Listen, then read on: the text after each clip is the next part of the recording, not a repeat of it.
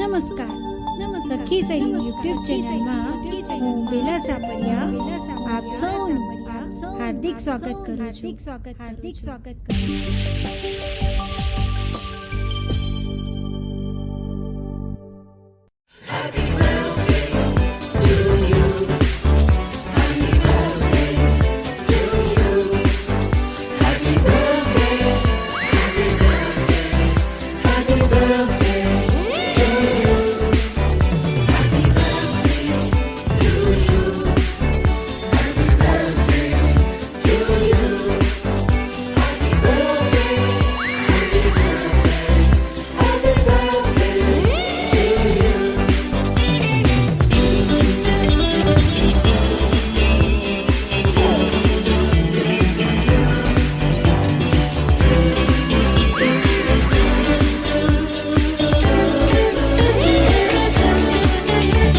Hello સખી સહેલી, hello friends.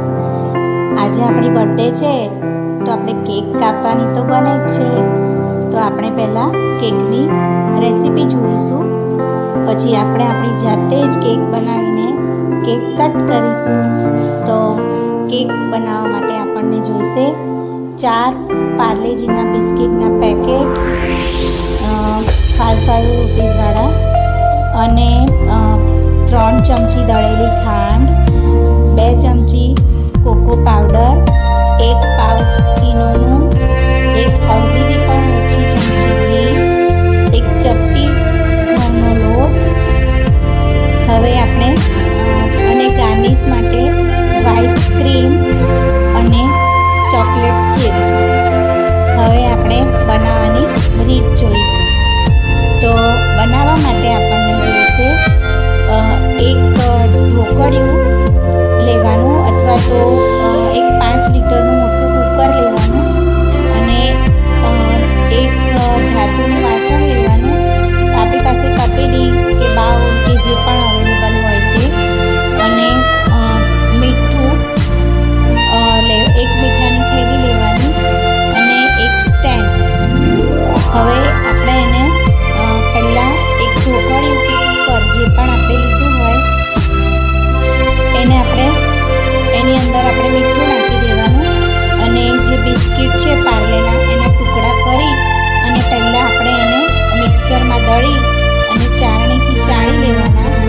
એ જ ચાળણીની અંદર 3 ચમચી દળેલી ખાંડ અને 2 ચમચી કોકો પાવડર નાખીને બધું ચાળીને બધું ભેગું કરી લેવાનું.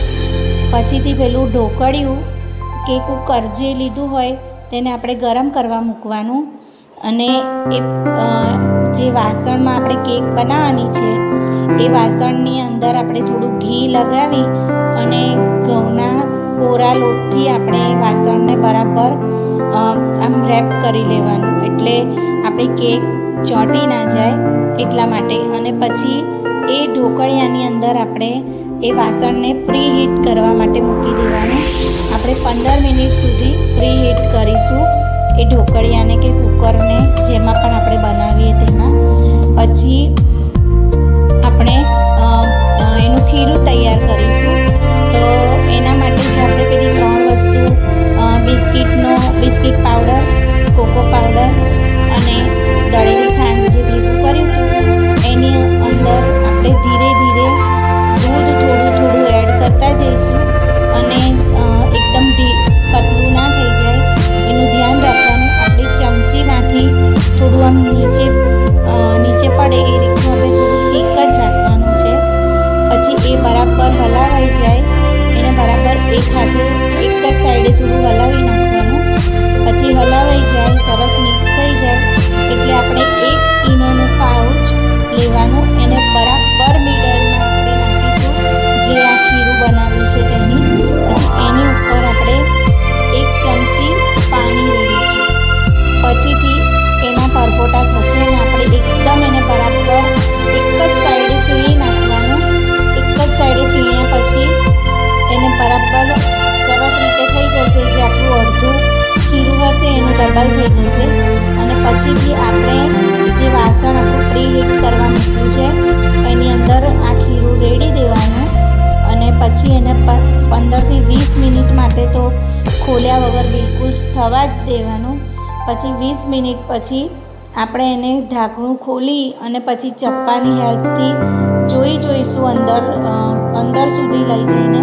અને જો ચપ્પા સાથે ન ચીપકે તો આપણે સમજી લેવાનું કે આપણી કેક રેડી છે, અને થોડુંક બી ચપ્પા સાથે ચીપકે તો ફરીથી 5 મિનિટ માટે આપણે એને મૂકી આપીશું. એ રેડી થઈ જાય એટલે આપણે કુકરમાં મૂક્યું હોય તો વાંધો નહીં, અને જો આપણે ઢોકળિયામાં મૂક્યું હોય તો આપણે એનું ઉપરનું ઢાંકણું ઉગાડી લઈશું અને તાણાવાળું એક ઢાંકણું ઢાંકી અને આપણે એને ઠંડુ એમાં જ પડવા દઈશું. પછી ઠંડુ પડે એટલે આપણે એને એક પ્લેટમાં કાઢી